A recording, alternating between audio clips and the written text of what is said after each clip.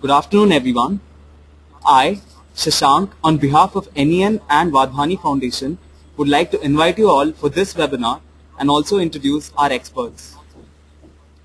Rahul Raghavan is the investment manager of Venture East Advisors. His core areas of interest are education and technology. In the past, he also managed the BYST Growth Fund, a pioneering VC fund that invests equity in everyday, non-IP holding micro and small enterprises.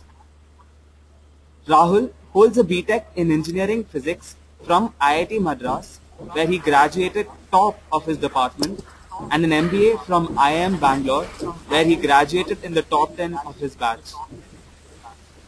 Moderator and host for today, Rishabh Kaul, till recently was an associate with Avishkar, an early-stage venture capital firm where he was sourcing potential investments and working across agribusiness and healthcare sectors.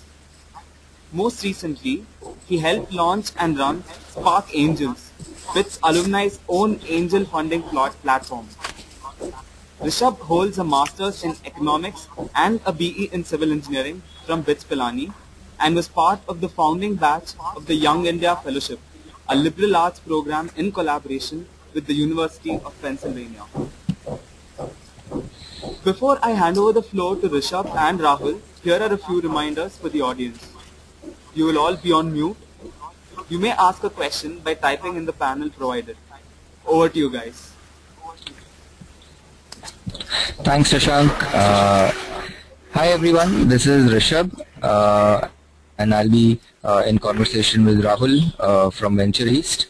Firstly, a lot of thanks to NEN for organizing this series of webinar. I've been associated with NEN in the past. I remember interning there a long while back, and it's really phenomenal what NEN has been doing for almost over a decade now, providing a lot of material for inspiration, supporting early stage entrepreneurs. So today I have Rahul Raghavan with me from Venture East, and we'll be discussing the sort of key points to keep in mind when you're raising your first round of venture investment. Before that, just a couple of reminders that you have the box to the right where you can throw in your questions. I'll be bunching a few questions and periodically throughout the webinar asking Rahul to address these questions. Please, post the webinar if you have any questions or would like to continue conversation. Rahul and my Twitter IDs are here, and we can obviously take it further online. And please, if there's any feedback or any thoughts from your end, please do tweet with first round VC as the hashtag and do tag any in India in that. So with that, I think we can dive right into this. I think it's a very so when my friends at NEN had asked me that we should basically around ideas of what all should the first round of VC investment cover, and who would be the person who would be an expert for this. I was very excited by getting on board team from Venture East because for a couple of reasons, right? I think venture capital and private equity in India in general is a very nascent phenomena. I think 90% of the funds that have come in the last 5 or 6 years. Venture East being an exception to it. They are one of the earliest venture funds in India. At the same time, if you had the time to go through their portfolio, I think it's a fantastically diverse portfolio, right? So I mean, you will find a lot of sectors being covered, and that gives them sort of a unique vantage point of when they speak about entrepreneurship, because they've just seen so many sectors across so many funds. So I'm very happy to have Rahul share the screen with me here. Hi Rahul. Hi Rishabh. Hi everyone. Thanks Rishabh for the warm welcome. Very happy to be here. Great, great. So, just to start off with, I know that we were having discussions on, how do we address this topic, because I think for the longest time ever, there have been so many discussions around raising venture capital, and there have been, numerous webinars, discussions around what is it that entrepreneurs need to keep in mind when they're raising their first round of VC investment.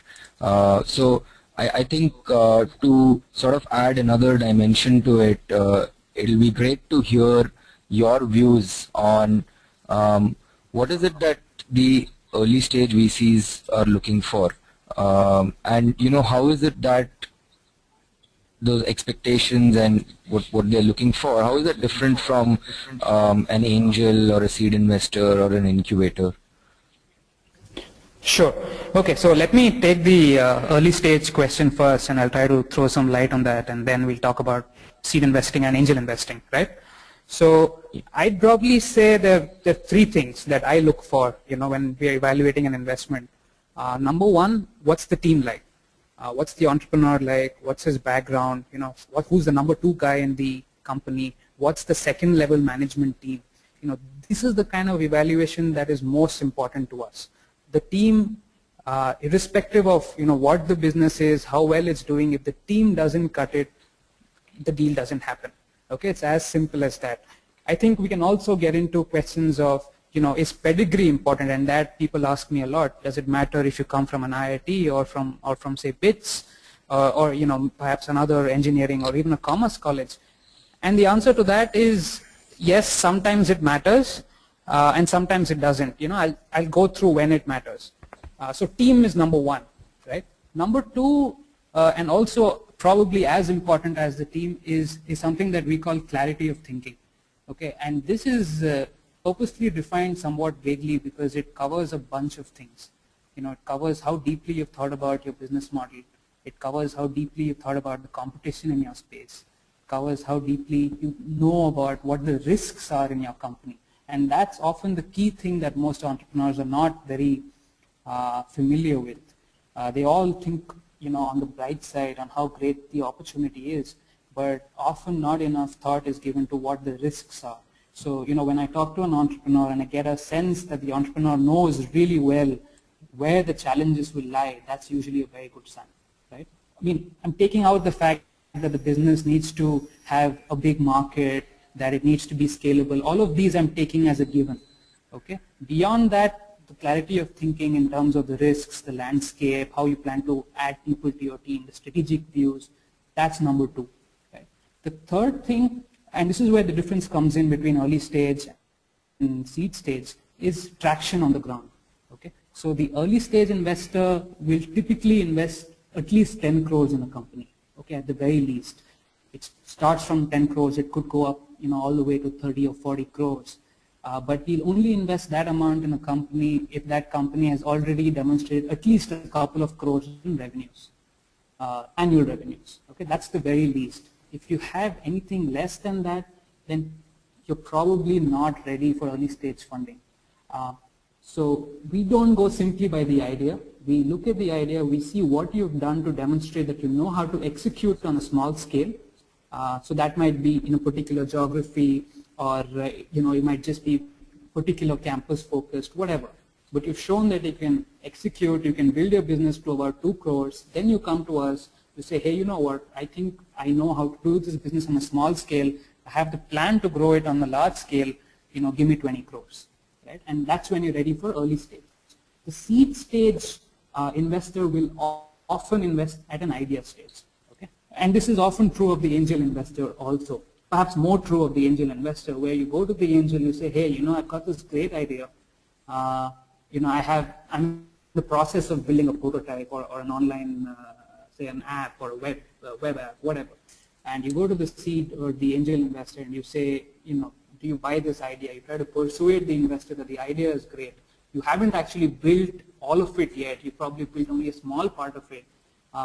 but the seed stage investor will look at it and is happy to take that risk. Okay, so summarizing the three: one is team, the second is clarity of thinking, third is traction on the ground. Okay, we need at least two of these three. Right? So you'll often see deals where the team may not be of great pedigree, they may not have professional experience in that particular field, but they've shown traction on the ground and they show that they're really deep thinkers on their field, and the deal gets done. Right? Alternatively, you have a great team, and that great team has already shown that they've grown at about 5 crores very quickly. We know that they can figure it out because, hey, they are a great team, right? So the deal still gets done. Right? So typically two of these three things: team, traction on the ground, clarity of thinking. Two of these three for sure. The seed stage guy will just look at the team and he will look at how clear your thinking is and how good the idea is, and he'll go ahead and do the deal. So hopefully I've covered most of it there. Great, Bishop. great. Yeah. You've while these are the things that you mentioned that you would be looking for, I think illustrative examples always end up providing sort of adding another layer of perspective to that, right? So I thought I could very quickly get a sense of you from get a sense of what is the worst position to be in when raising capital, and this is coming from the fact that every day on different forums you have a lot of people that come forward and say, hey, I'm about to raise my next round of capital, what are the things that I need to keep in mind? So what do you think is the the few periods when it is really a bad time to be raising institutional capital, not just from the point of view of where your particular business is in, but maybe even taking into account macroeconomic factors, just to get your opinion. Yeah, sure. I think so. Obviously, there's something of a paradox here, right? When you really need the money, nobody wants to give it to you. When you really don't need the money, people are lining up, knocking on your door. Okay, and that's the fundamental sort of paradox, if you will, not just of venture capital, but possibly all of finance. That when you don't need the money, people want to give it to you. So worst position to be in is if you have less than 2 months of cash left in the bank. You possibly don't have the greatest traction in the world. You just have a good idea that has shown some promise, but you haven't really been able to prove it yet. At that point, it's looking very, very hard for you, and for various reasons. Right? Somebody might still have faith in the team. They might still have faith in your business model itself, but you can be sure they will beat you down on the negotiations and the valuation and so on. Right? And it's just classic supply demand. Right? If you have a bunch of people wanting to invest in you, your valuations will go up. In the case when you don't have much cash, when you're really struggling, that's when you don't have much bargaining power.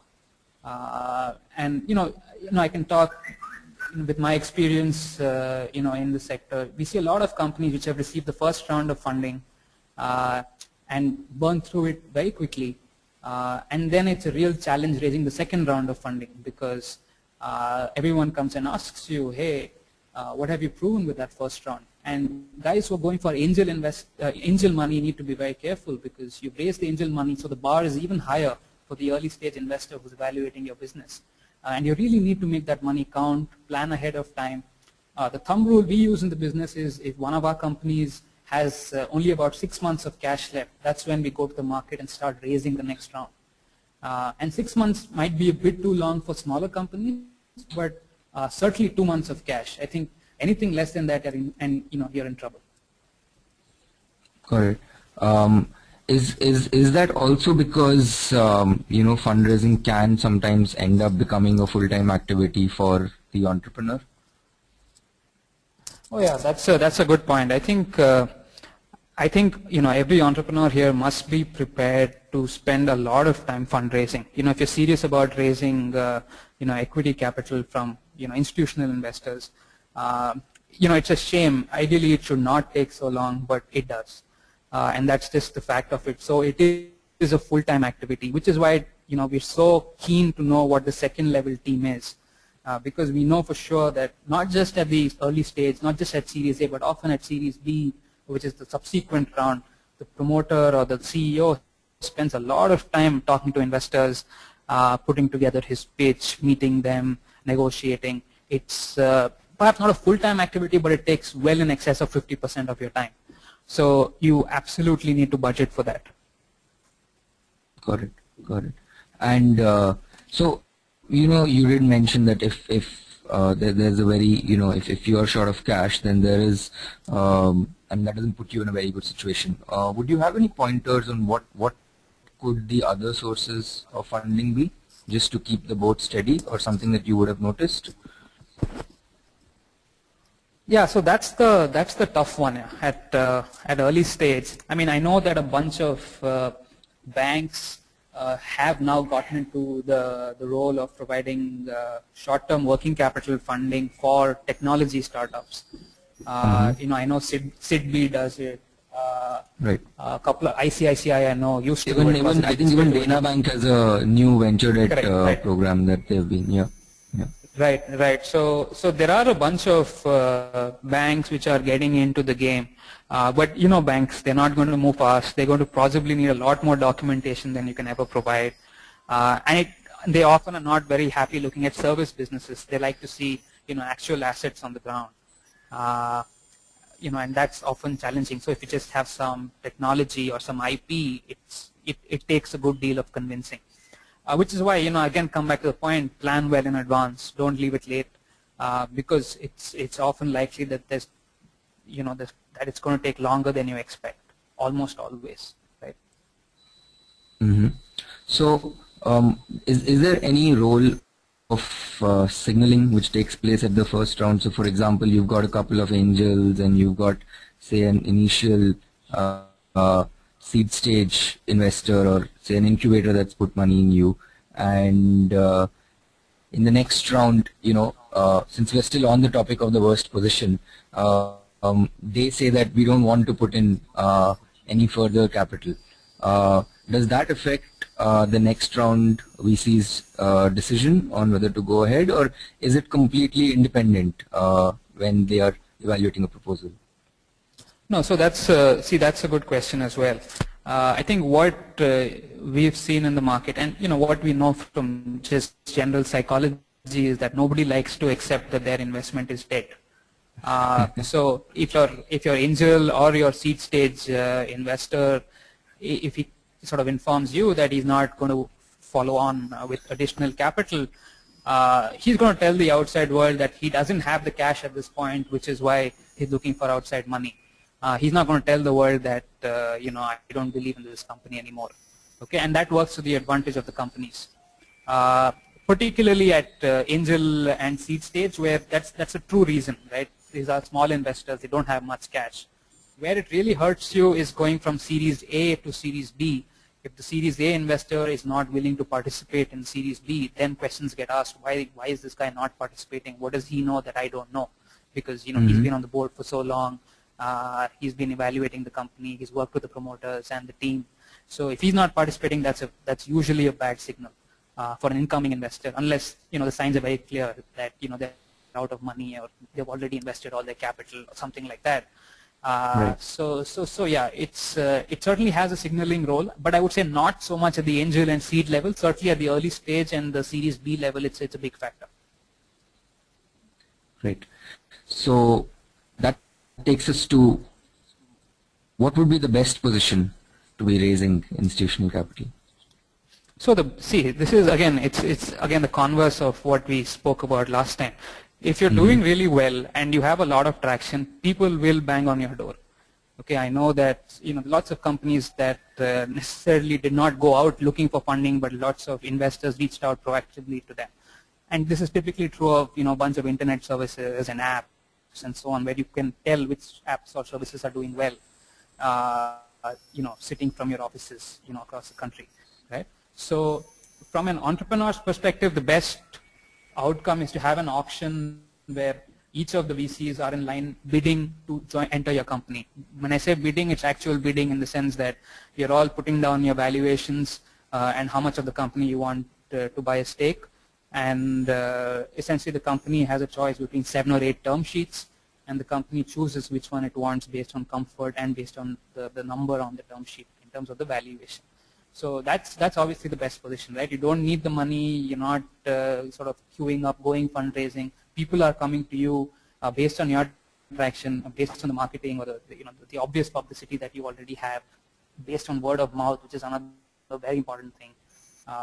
And then you set up you set up a bunch of calls. You have a bunch of investors, and when one investor knows another investor is interested, that kind of spreads, right? It's a great sign when multiple investors are interested, because that leads to a bandwagon effect where everybody wants to jump onto the bandwagon, and then everybody becomes interested, and then everybody wants to keep a term sheet, and then the entrepreneur is in the best situation there because he picks and chooses, right?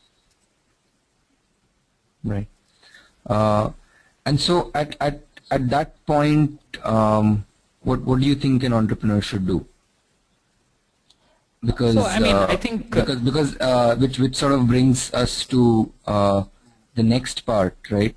Which is that once he's got all these offers, there might obviously be different factors, and at one level the entrepreneur might be thinking just in terms of valuation, but then on the other hand, who's going to join his board and what are the sort of extra credentials of the venture capital firm. So before I think we come down to the valuation bit, I think if you could share your views on how is it that the entrepreneur should be thinking about which VC to go with, and this is regardless of whether he's in a good position or a bad position. Just when he's even choosing which VC to go with, what are the things that you think he should keep in mind? Yeah, I think what's often forgotten is that the VC business is also a service business, right? In some sense, the entrepreneurs are our customers because we work with them. We want to keep them happy so that they achieve their goals. And just like any other service business, you evaluate your service provider.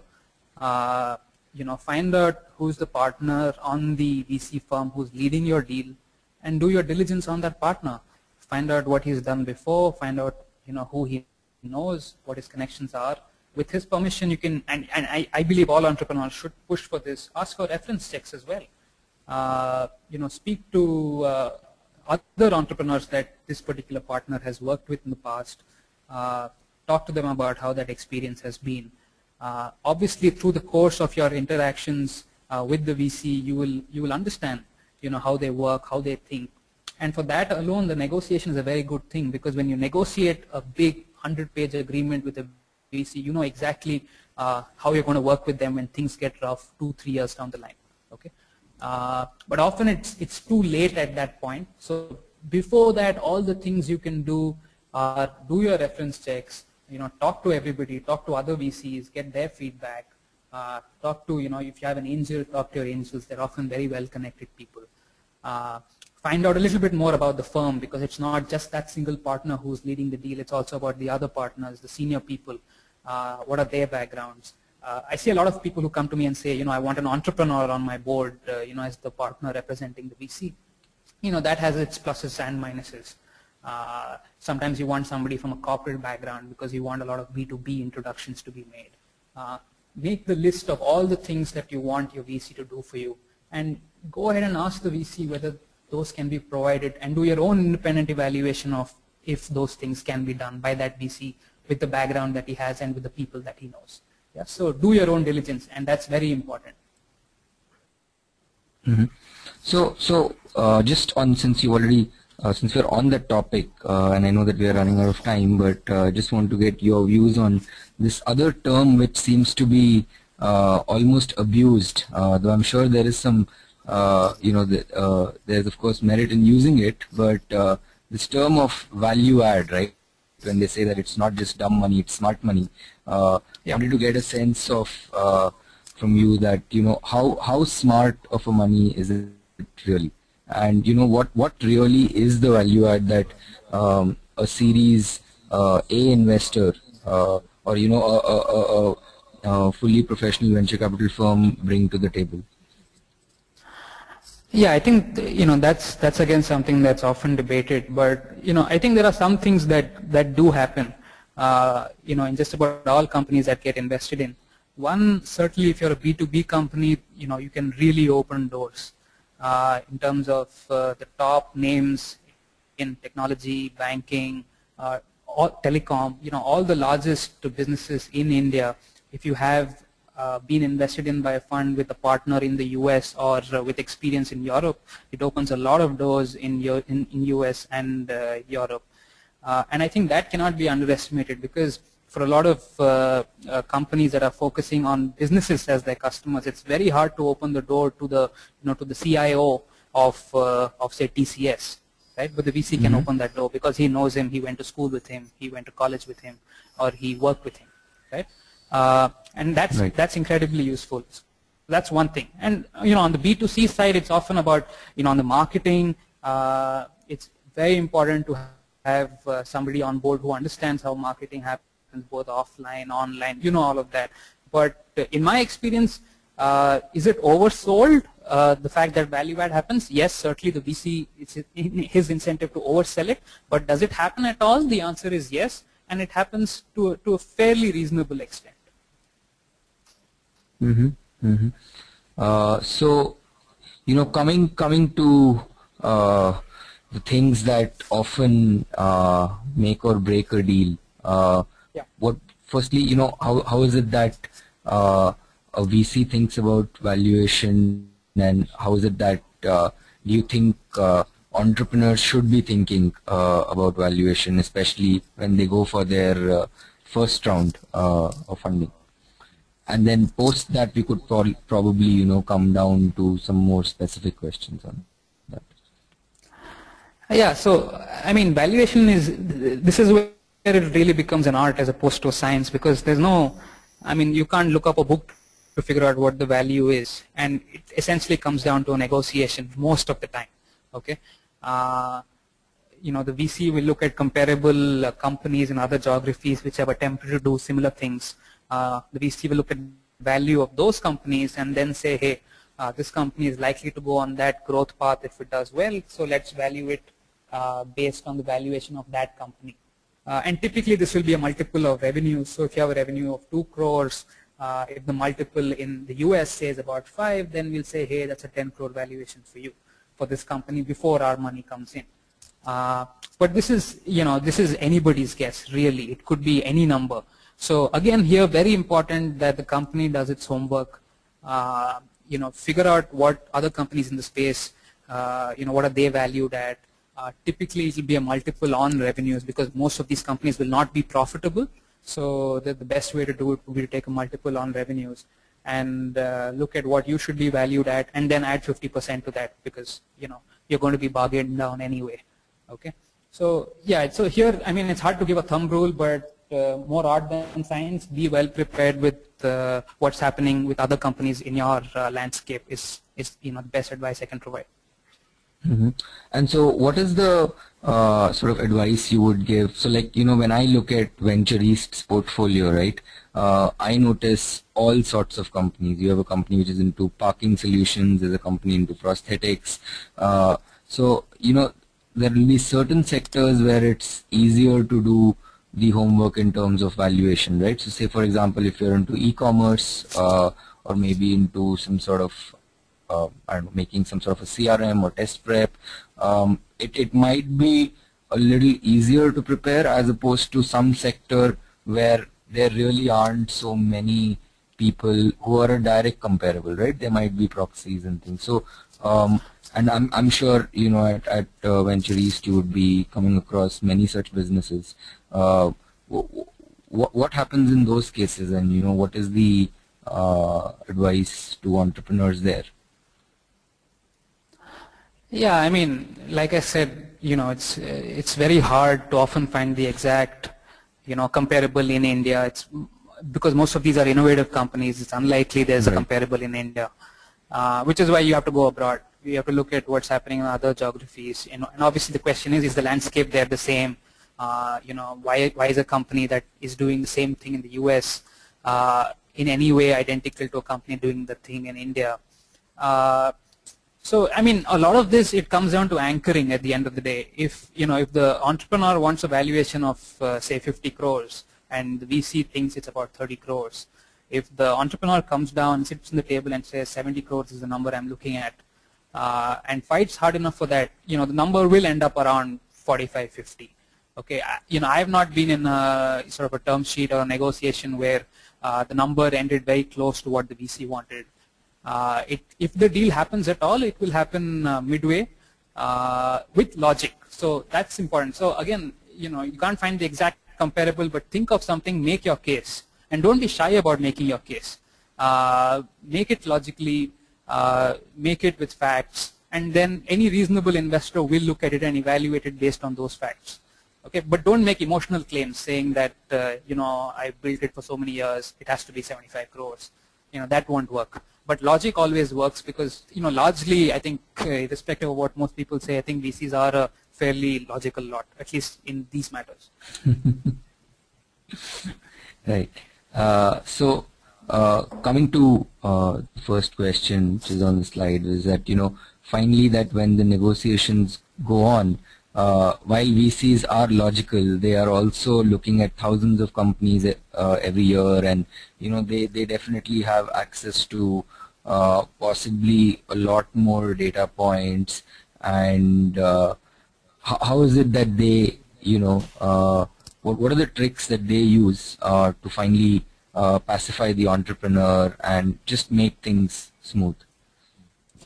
Yeah, so I mean, I guess it's not politically correct to call it a trick, but so typically deals get structured, right? There's much more to it than just the valuation. So somebody could say, hey, I'm investing so much, I will give you your 75 crore valuation, but you have to give me, shall we say, a liquidation preference of 1.5x. And what that means is that if I put in 20 crores today, whenever the company gets sold or goes public, the first 1.5 times 20, that is about 30 crores, needs to come to me. And you'll see that this is in some way equivalent to bringing down the valuation from 75 to maybe 65. Okay, so it's not doing it on paper, but it's effectively doing it. The math does it in the background. And we don't try to be devious about it. It's often discussed, but the problem again happens because entrepreneurs are so hung up on that valuation number that they don't really think about a lot of the other structuring aspects to any deal, right? And everybody does this, right? So note the structuring is all I will say. That structuring, the more structured a deal is, I would say it's likely going against the entrepreneur. That it's likely, it probably means that the entrepreneur got his magic number valuation, and hence the VC is trying to pull him back to what the VC considers the fair valuation in this deal. Okay. So at this stage, would you then, since we're getting into structuring, what does an entrepreneur do to, I mean, one is of course that, he has to be abreast of what are the different structures that can go against him or for him, but in terms of the help that he can take, which is really saying that, do you see a lot of guys who are coming for their first round of VC funding take the help of someone like a financial specialist or an investment banker to help them negotiate a lot of these terms, as well as having their own legal counsel which can sort of help them navigate through this, or do you feel that it's a little too early? No, typically, I mean, I see most companies at the Series A round have their own legal counsel, definitely, because the agreement is, it's, you can't help it, but it's a complex legal document, and you need to protect yourself to get some advice on how that agreement looks like for you. And I think a lot of the legal counsels today are, especially those who focus on startups, are very well equipped to guide entrepreneurs and tell them what's good for them and what's not so good for them. And often they will do this even on the financial aspects, because a lot of this is just, you need somebody to sit down and tell you, hey, this is going to affect you. It's not rocket science. You just need to pay attention to it. So do you need a finance specialist? I would probably say no. You can always ask the VC, hey, give me the results of what happens in this scenario and this scenario and this scenario, and the VC will be glad to oblige. But certainly get your own legal counsel and take their help. They're usually good, and they have a lot of experience, and they're on your side. So that's certainly something I would recommend. Mm-hmm. And so when you look at a lot of these legal documents which have a lot of terms, there's been a lot of talk, at least in the early stage, seed stage, amongst the investors, of having standardized deal terms, of making this the legal document seem less scary than what it does, or at least less convoluted, because often what gets said is that if things go all right, then everybody's happy, but the legal document really is there to sort of put things on paper and say, what if things don't go according to plan, right? So do you think that there is, or at least do you notice amongst the later stage VCs the document becoming any more simpler, or is it, is it the way it is? Because that's how. No, to be honest, I've not seen a simple document, okay? And it often depends based on the entrepreneur. So, for example, one entrepreneur I've worked closely with is a very, very smart guy, computer science from IIT. So he'd think of all the edge cases, right? And once you start thinking of all the edge cases, suddenly you're doubling the length of your legal document, because you're negotiating each of those edge cases. And really there's no limit to edge cases, right? You can always say, if this happens at this time, there's no end to it. So different entrepreneurs react differently to it. Which is the reason why you can never make it too simple, right? And they need to protect themselves, as do the investors. So, I really don't see agreements being much more simplified going into the near future. Right. And so, before I move to the second part, which is regarding dilution and really founder psychology, are venture capitalists and entrepreneurs friends? Yeah, I think absolutely. I think you can't do. You can't do business. After the money goes in, you both have very similar incentives, right? Mm-hmm. And there's a very strong incentive to work together. At the time of exit is when sometimes those incentives may differ, because the promoter or the entrepreneur might say, hey, I built this company so long, I want to sort of cash out today. Or the investor might say, hey, my fund is drawing to a close, I want to return money to my investors, so I want to exit today. So that often happens at the later stages of the relationship, but certainly at the early stages, the incentive is there for all parties to be friends and work together, and that's what transpires broadly. Mm-hmm. And so then, on the issue of, what happens when things are working out, but then, there is, while everybody's trying to be rational and there's logic in the air, there is also this other very crucial aspect, especially more and more visible as companies start raising rounds much earlier on in their life cycle of dilution, right? So how much dilution is really, I guess it's not so much about how much is it okay, but how should entrepreneurs really be thinking about dilution, keeping in mind not just their stake, but say the next round of investors that they might be looking at, and to keep them motivated and keep them incentivized. What are your thoughts on that? Yeah, I think, typically after the early stage round, that is typically after the first 5 million or 20 crores goes into your company, our view has always been that the founding team and the existing team members must hold a majority jointly. Okay, that the incoming investor group should definitely be not much more than 35% of the company, maybe 40% in some cases, but definitely not more than 50%. In other words, the first 5 million has gone into your company, and you haven't diluted more than 35-40%, right? So that's very important, because subsequent to that, you can expect in every round at least 25 to 30% dilution will happen, which means that the promoters are getting so diluted that their incentives are questionable to later stage investors, right? And to keep the later stage investors, interested in this deal, you have to show and prove to them that the entrepreneurs are in it because they have sufficient incentive, at least 25-30% stock holding when say Series C happens. Otherwise, it doesn't make sense for any incoming investor. He'll just say, hey, the entrepreneurs are running this business, but they have only 20% stake. How does it make sense for me to come in, right? So to summarize, at Series A, I would say you should not dilute anything more than 40%. The problem really comes in when you've been invested in by an angel investor, and I have seen various capitalization tables where the angel has taken 25-30%, and the promoters are already down to 70% only after 1 crore has gone in. Okay, for whatever reason.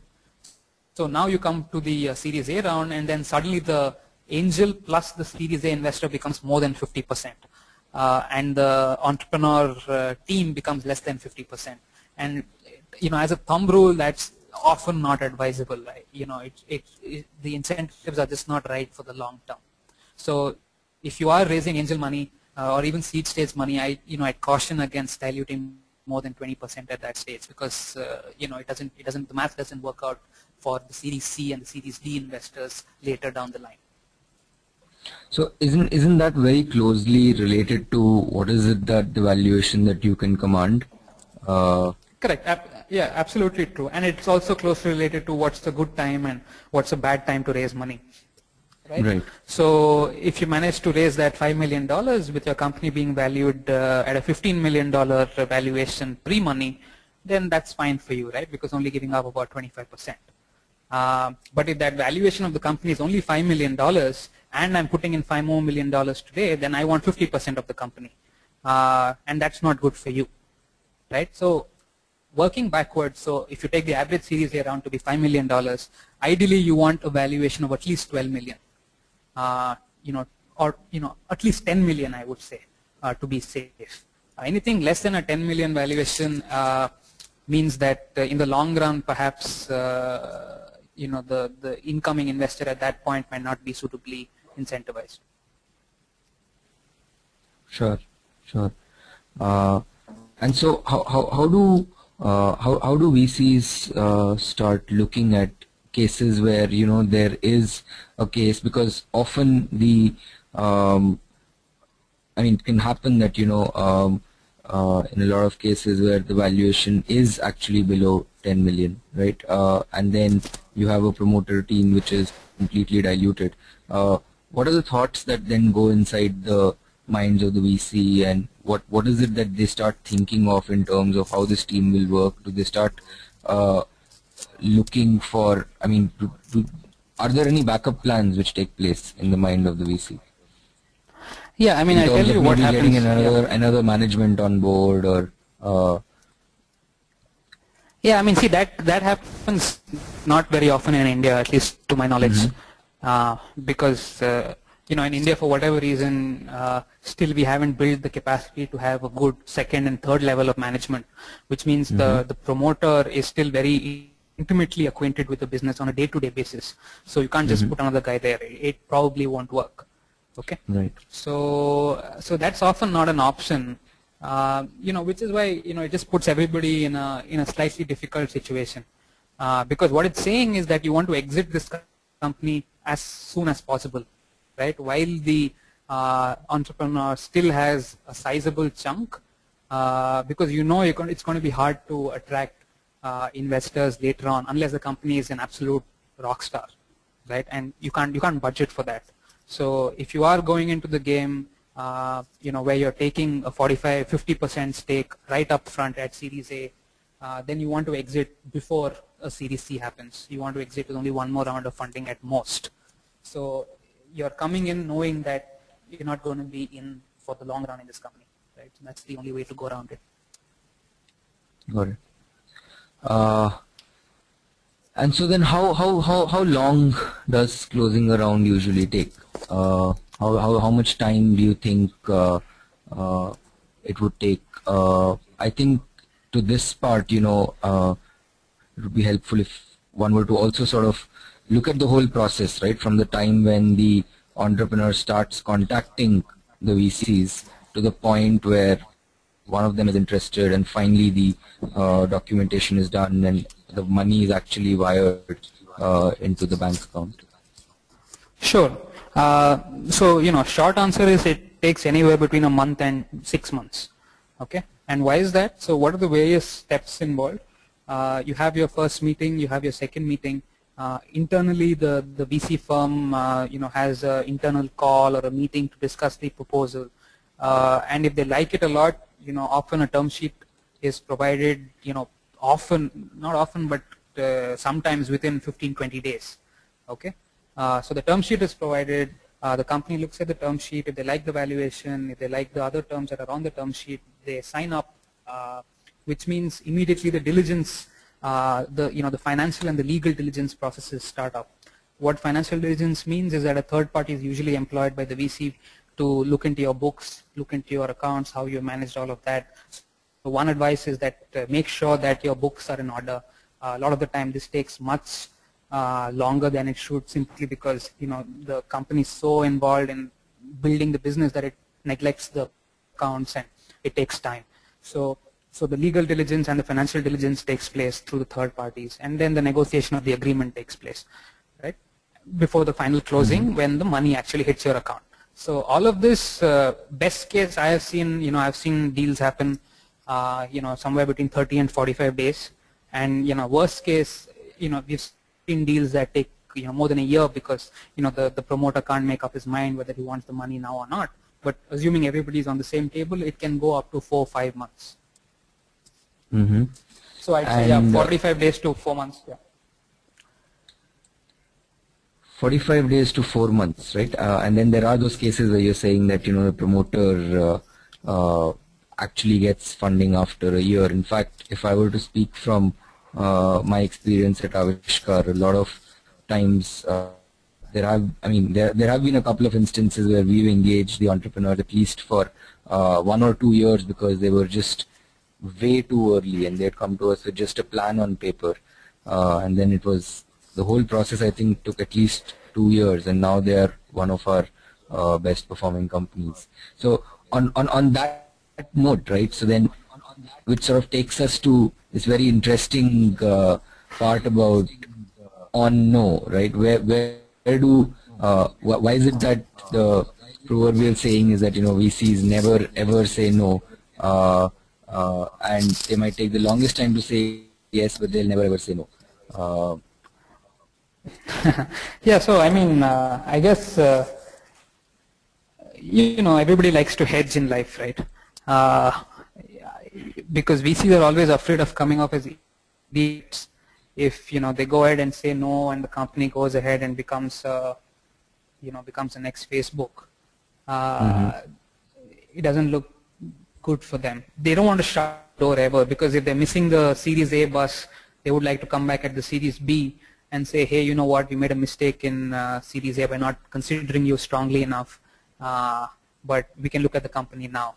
But by saying no, you're essentially shutting that door, which is why, if somebody is saying no to you up front, then you usually know that you need to do a lot of work before you can come back.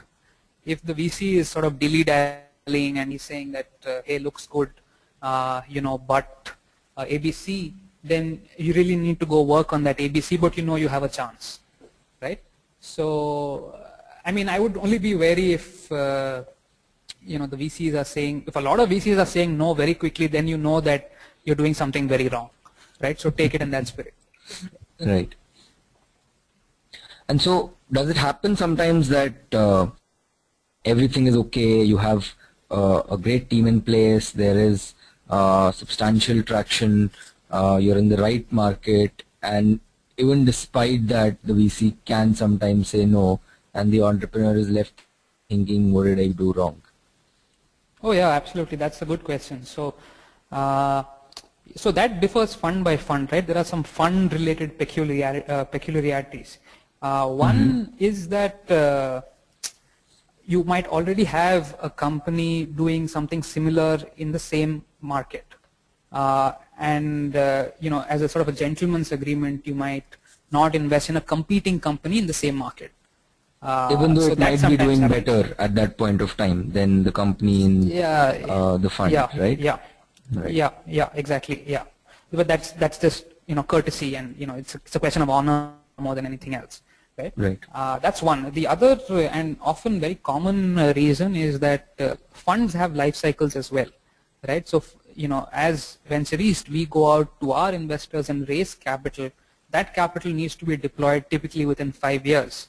So if we are reaching the end of that 5 years, we automatically become significantly more selective, because we may have only 5 million left. We can do only one more deal, but here there's 50 deals on the table right now, and so you might be doing good, but there may be one guy who's just better, right? So if you had come maybe 2 years earlier, we would have done the deal, but now there's no money, there's much more competition because we have only 5 million left.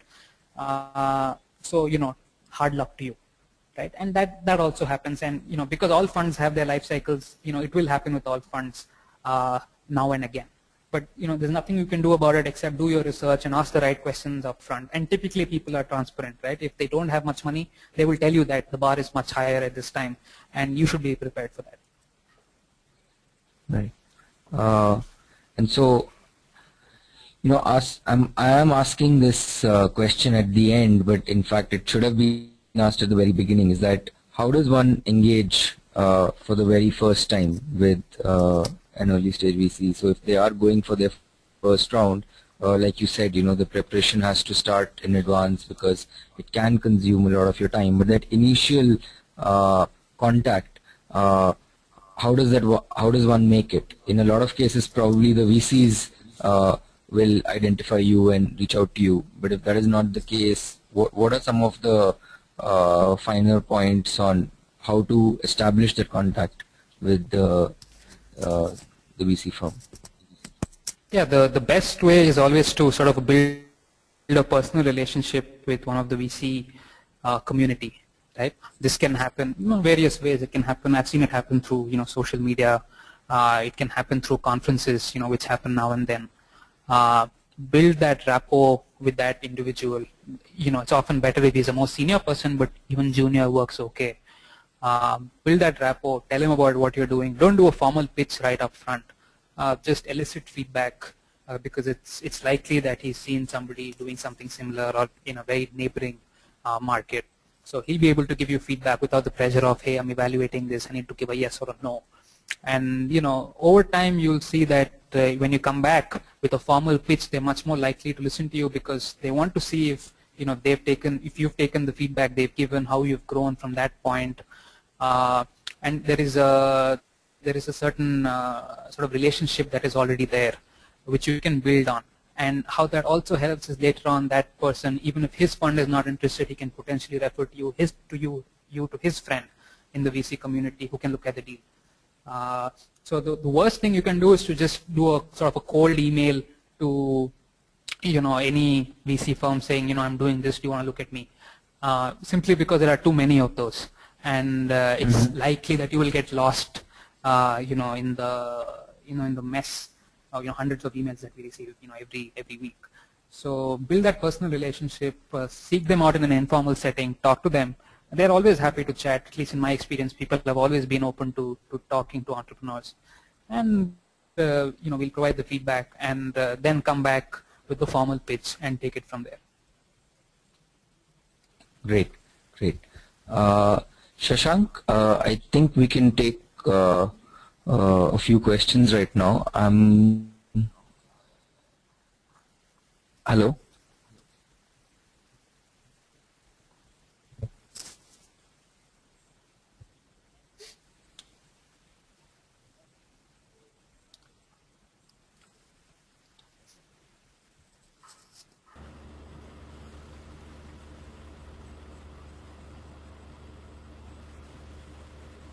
Rishabh? Yeah. We can begin the question and answer round. Right.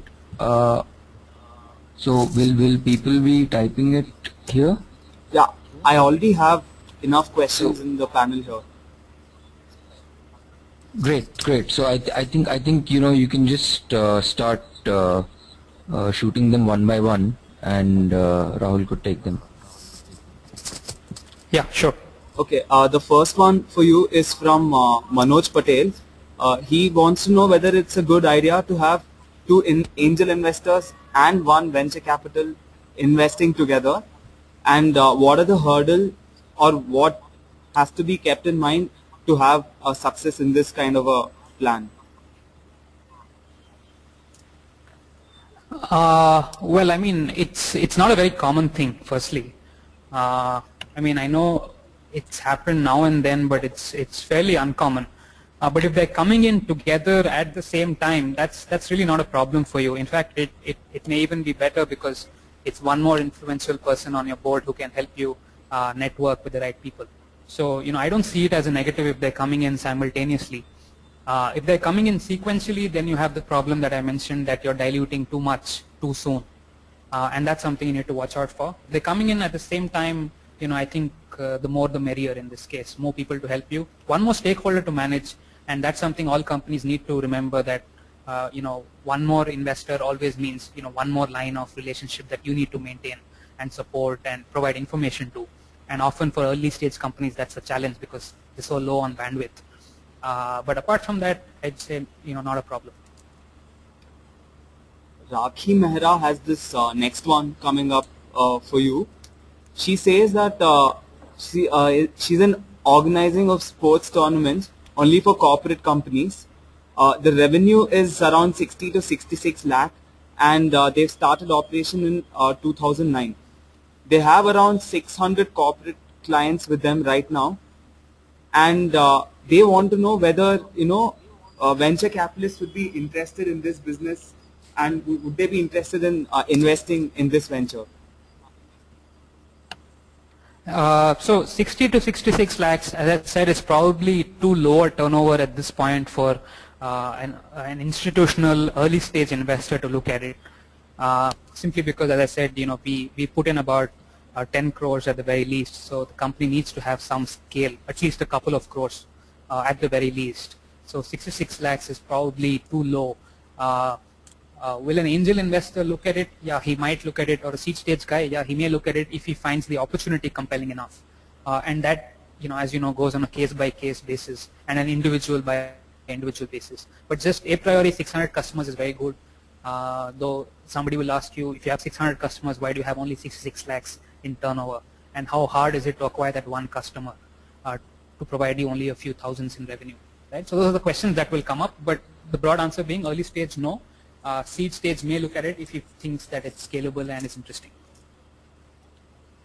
Rebecca Kumar has this next one for you. In the seed funding or the angel fund raising time frame, what kind of oversight or control should the investors expect to have over the startup's business decisions? Will the company still have autonomy? Sorry, what's the last sentence again? Will the company still have autonomy? Oh, autonomy. Okay. Yeah, I think the answer to that is yes, the company will still have autonomy. Mostly the the investors do not interfere too much in operational decisions. At a strategic level, say you're planning to move into a completely different business line that is somehow related, yes, the VC then will certainly have a say at the board level. But operational level, unless there is a specific request that comes up from the company saying we need help here, the VC will just ensure that the hygiene aspects are there, that is the financial reporting, the internal controls and systems are in place. They won't venture so much into the operational aspects. So that's the answer. Pradeep Jain wants to know whether he can get a VC funding or an angel investing for solar related projects, as there seem to be most of the funding for only online ventures or ventures which are related to the IT field. Yeah, I mean, sure. I think if you look at, there are plenty of databases out there and you'll see that a lot of solar companies have received funding. It's sort of dried up over the last couple of years because people have discovered that it's a hard market to crack in India, but there's no reason in principle why a solar company will not be interesting. And as to the other point, again, you will also see if you sort of review what's been happening that certainly the old e-commerce deals are no longer happening in the market. People have become more sophisticated. So certainly there's a wide world outside just IT and e-commerce, and those deals are happening, and certainly solar I believe will come back into force very soon, so no reason not to try. We'll be taking the last two questions for the day. The penultimate one is from Maheshwar. He wants to know whether is it a good idea to approach more than one VC for funding. If it takes more than 4 months to get a funding, do you think this is a good idea? And do we need to be transparent about this with the other venture capitalists as well? Yeah, I think the answer to both of those is yes. There's no point going to just one VC. You want to go to 10 VCs, 20 if you can. It's only limited by your own bandwidth. So go to as many VCs as you can. Should you be transparent about it? Yes, because it builds in that competitive spirit amongst the VCs themselves. If a lot of people are looking at the same deal, they look at it much more closely because they don't want to lose out on a good deal. So yes, be transparent about it as well. Sumit Kaul has this last question for you. If one company in some segment has got funded but has not done that well, does this make life difficult for other entrepreneurs who will be operating in the same segment? Yeah, so that's a good question. I think the broad answer to that is it depends how long back that company failed. If it failed maybe about 12 to 18 months back, then I would say it's probably a problem, especially if a lot of money has already gone into that segment. So e-commerce today, if you go with a straight e-commerce deal to an investor, they'll say no out of hand. Okay, they won't even entertain you because they've seen a lot of money go in and get burnt, right? So your timing needs to be right, or you need to be doing something substantially different from the company that failed. You need to know why that company failed and talk about how you're solving the problem. So don't ignore it, be proactive about it, identify the risks and talk about how you'll address them. And if you do that, there's no reason why you won't be attractive. Well, that was the end of today's session. Thank you very much for that interesting webinar. Thank you to all our attendees for participating in this event.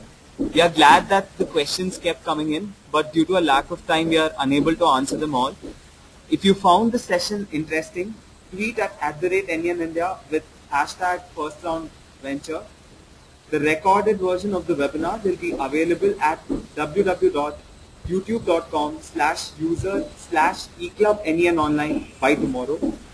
After running a very popular webinar in key legal and regulatory procedures for startups in India last month, we present another version, this time in Hindi, by Deepak Khaitan, who had successfully led the same webinar the last time.